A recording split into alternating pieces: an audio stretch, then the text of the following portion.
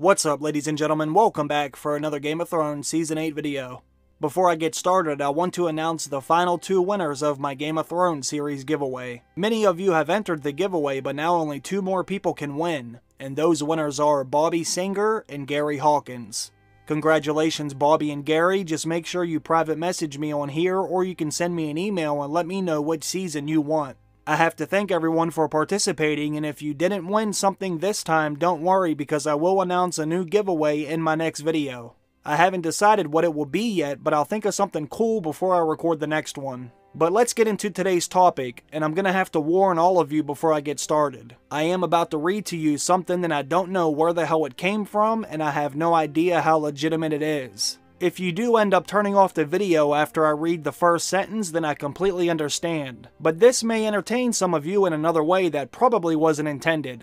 One of my subscribers sent me an email last night, and this email had an entire outline for Season 8. There was no link in the email, so I'm not even sure if this person wrote it out themselves or not. It may be a collection of theories, or it might be an alleged plot leak, or it could just be some really bad fan fiction. Personally, I would lean more towards the latter. At first I was just going to delete the email, but after I started reading it I figured what the hell, I can't keep this to myself, let me share it with the rest of the community. I'm sure you won't pick this apart at every chance you get. So without further ado, I present to you an episode by episode Season 8 outline.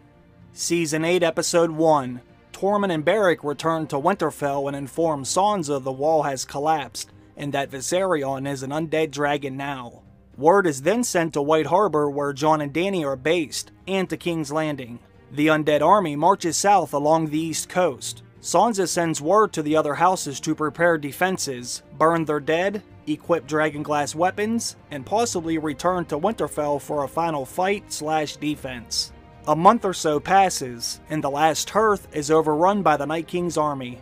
Jon learns how to ride Rhaegal now and is fighting/flying out of White Harbor. The living dragons are pretty well held back though because of the Night King's javelin skills and the potential for losing another dragon. Cersei's betrayal is obvious now, no troops are supplied.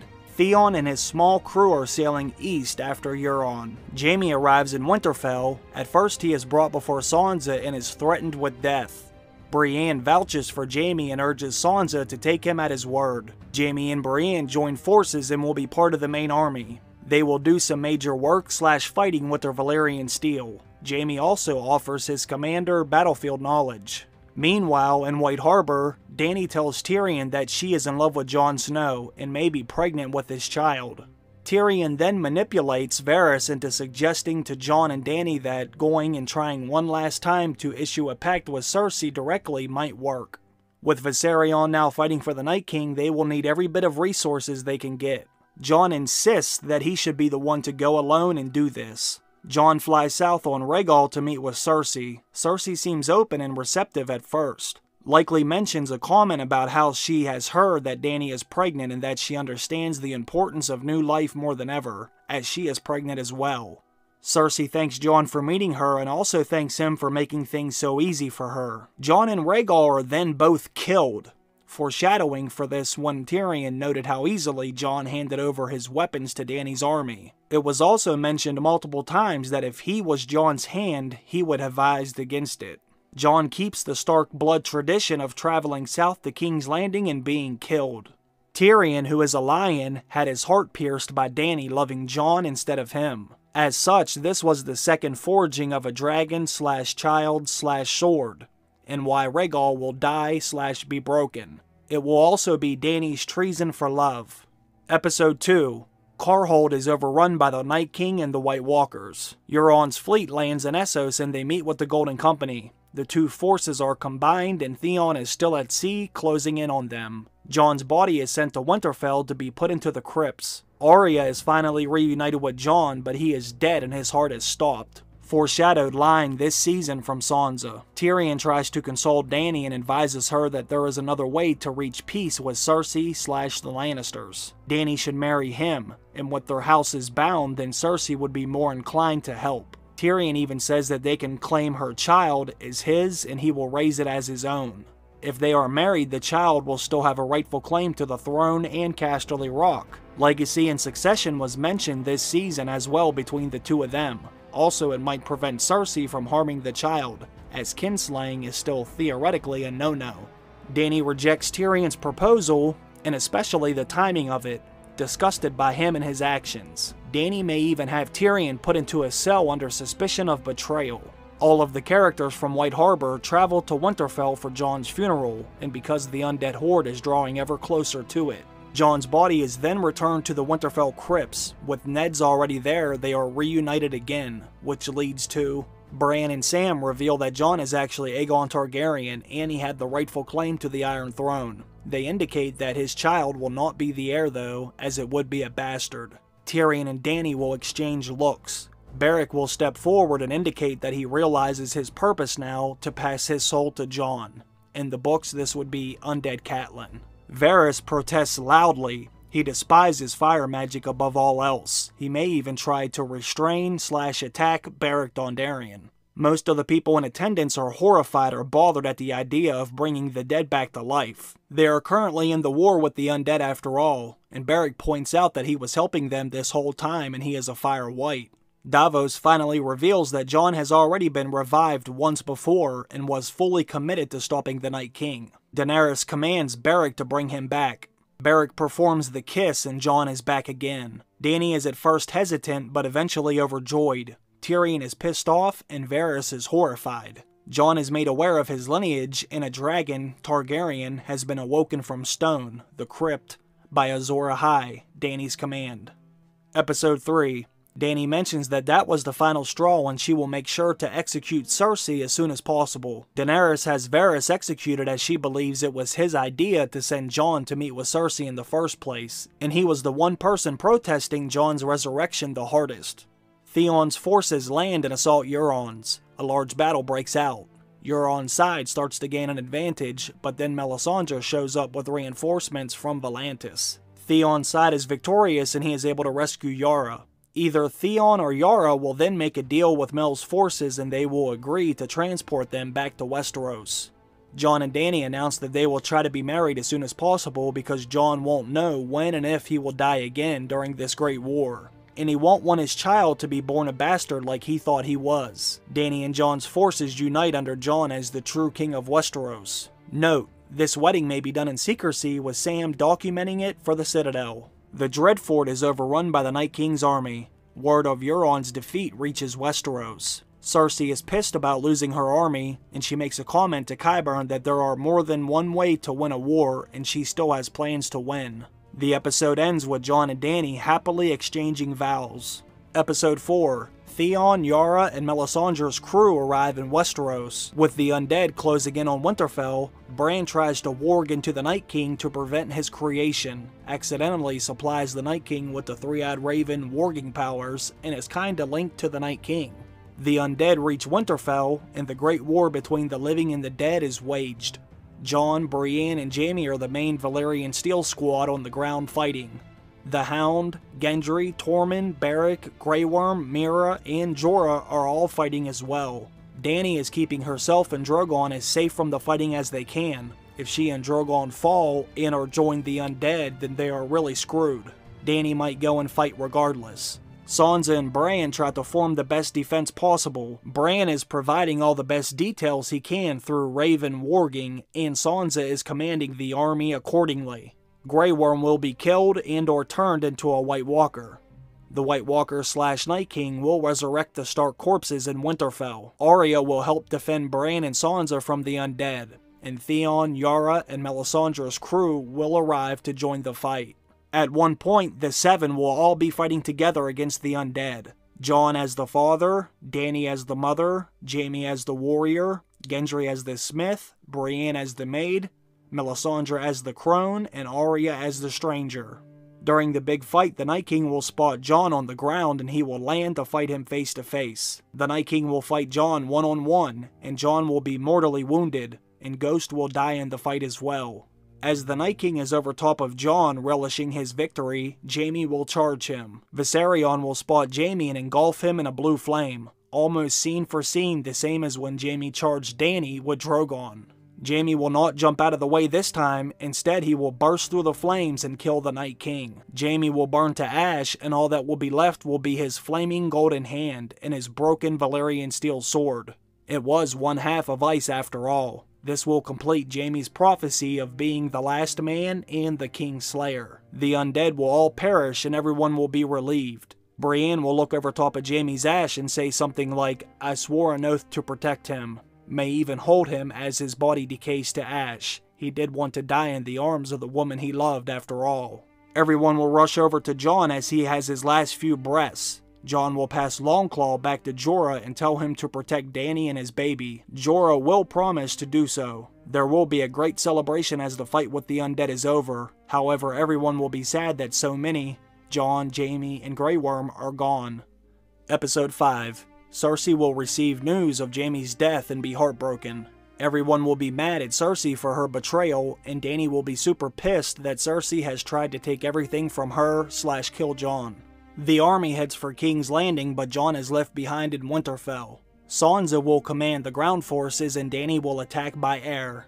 Just like the last rebellion, the Lannisters will open the gates. They will even march out of King's Landing and appear to be heading back to Casterly Rock. They will tell the Northern Army that they are disgusted by Cersei and she is no queen of theirs. They will point back to the Red Keep. She's all yours. Even the mountain will be seen marching away. The ground forces will march up to the Red Keep and will start smashing down the doors. Dany will spot Cersei atop the Red Keep and will grow impatient. With all the archers and army gone, Dany will fly her dragon up to the top of the Red Keep and she will command Drogon to burn Cersei alive. But once Dany gets close, she will realize that it's not Cersei, it's her handmaiden in disguise. The Red Keep at most of King's Landing will explode in wildfire. The debris from the explosion will injure Dany and Drogon badly. Drogon will set down inside the throne room, but just as a note, from the giant fiery blaze, Dany will likely emerge unharmed, but Drogon will be dead/consumed. Dany will relive her vision from the House of the Undying. She will walk towards the Iron Throne, which now has snow falling on it, but she won't claim it. The trauma of her injury/emotional loss of her last dragon, Drogon, plus Jon will be too much for her, and she will start bleeding between her legs. Of the remaining ground forces that weren't killed in the wildfire explosion, Jorah will find Dany. Dany may be rushed away somewhere, like a tower, but regardless, nobody else will be around and she will order him to help save her baby. Jorah will likely perform a C-section so that the cut looks like a bleeding star, or at the very least, help deliver the baby. Dany will hold the baby with tears of joy and will whisper something into Jorah's ear. His name is Rhaegar. Jorah will pick up the baby and Dany will die. To touch the light, she must pass beneath the shadow. Jorah will carry the baby away, but he will tell everyone that Dany has died and that he wasn't able to save the little baby. This will be the third attempt at forging Lightbringer, bonding her soul with the one she loves. Melisandre will show up and take the baby from Jorah and walk away somewhere. Possibly another flame will be shown. Episode 6. Cersei and her Lannister army will either be at Casterly Rock, or maybe the final battle will be at Harrenhal. Regardless, due to the cutting off of the northern forces by the wildfire bait at King's Landing, and the defense of the castle/keep, it will be a near even battle. The Northern Alliance is led by Sansa, and they will realize that Tyrion is missing and is reportedly with Cersei. The battle ensues and the Northern Army will win. Cersei, the Mountain, and maybe Tyrion will all be holed up and will eventually be forced to surrender. Flash forward a few months and everyone is rebuilding. Sansa has been declared the Queen of Westeros, and King's Landing and the Wall are being rebuilt. Brienne is the Lord Commander of the Queensguard, and she will fill out Jaime's page in the Lord Commander book with a smile on her face, proud of everything that he did. Davos is now hand to the Queen. Bran will be declared forced to be the Lord of Winterfell, and Meera is on her way to becoming a Lady of Winterfell. After all, a Stark must always remain in Winterfell. Gendry will likely be legitimized and be Lord of Storm's End. Theon or Yara will be the Lord/Lady of Pike. The final war trial will happen. Most of the characters will be in attendance for this, and Sansa will be sitting over the trial, and Bran will be by her side. Cersei and Tyrion will come out in shackles, probably shackled together, and Cersei will be very pregnant by this point. Cersei will be first up, and she will be accused of her crimes, but she will retort with something along the lines of, "Sheep can't judge a lion, only the gods can judge me. I demand a trial by combat." She will choose the mountain as her champion, and he will be retrieved from the prison cells. Sansa will look over the crowd and the Hound will step forward, which will lead to Clegane Bowl. The fight will be fantastic and the Hound will win. Cersei will be told that she will be executed immediately after the trial. Tyrion will be told of the crimes he is accused of, and Tyrion will explain that he has been tormented and cursed ever since he committed his first true crime, when he became a kinslayer and killed his own father. He will explain that everything he did was to redeem himself to his family, and protecting his future niece, nephew, was the only way he could do it. He will also profess that he was in love with Dany and wanted to marry her as well. He will explain that he also cared for Jon and nothing could make him feel worse than he already feels. Bran will chime in, "Actually, Tywin wasn't your father." At first, Tyrion will be very relieved. That means that he isn't a kinslayer. He isn't a monster he always thought he was. Then Bran will reveal that his father was actually Aerys Targaryen. Tyrion will break down. That means that he actually betrayed and was responsible for the death of his half-nephew Jon, and his half-sister Daenerys and their child. He actually betrayed half his family in the name of protecting the other half of his family. As Tyrion is breaking down, Cersei will make some comment that ignites him, probably something like, "I knew a disgusting dwarf like you couldn't be my true brother, or you still killed our mother." Whatever it is, he will lash out at Cersei and strangle her with the shackles around his wrist. He will scream at her and choke her until she stops breathing. Cersei thought the prophecy was broken and stopped fearing Tyrion when she was pregnant with her fourth baby. But she never delivered the baby, and she was killed by the Valonqar/younger brother. Sansa will be disgusted with Tyrion and his actions, but will give him one last chance at redemption, which Tyrion will take. He will choose to take the black. His final shot will be staring off of the wall. He will finally be able to brood as well as Jon, filled with anguish and inner conflict. Arya will turn down the chance to finally be a knight in the Queensguard. Instead, she will travel west to see what is west of Westeros. Sam will return to the Citadel and will make some comment to the other maesters about how it will take him a long time to write these events down. He will probably say some cheesy line about calling it a Song of Ice and Fire or a Game of Thrones. He may become Grand Maester and reside in King's Landing or Winterfell or Castle Black. More time passes and the Children of the Forest come to meet Bran. They thank him for everything that he has done, but they point out that the Night King wasn't purely evil. He was actually trying to protect them from the Great Other. As they talk, we see a scene of Jorah, and he is somewhere warm, likely with lemon trees. Jorah is holding a child, and it's Jon and Dany's baby. It's alive and well. But since Jon and possibly Dany died and were both brought back to life using fire/blood magic, something isn't quite right. We look closer at the child, and its eyes are the same design and pattern as the Night King, but instead of glowing blue, the eyes are glowing red. After all, he isn't the Night King, he is Lightbringer. The Children of the Forest tell us, in Bran, that the child is going to usher in a long summer filled with fire and blood. They will tell Bran that they're going to need his help to stop the Great Other, and this is when the show will end. I don't know what the hell that was that I just read.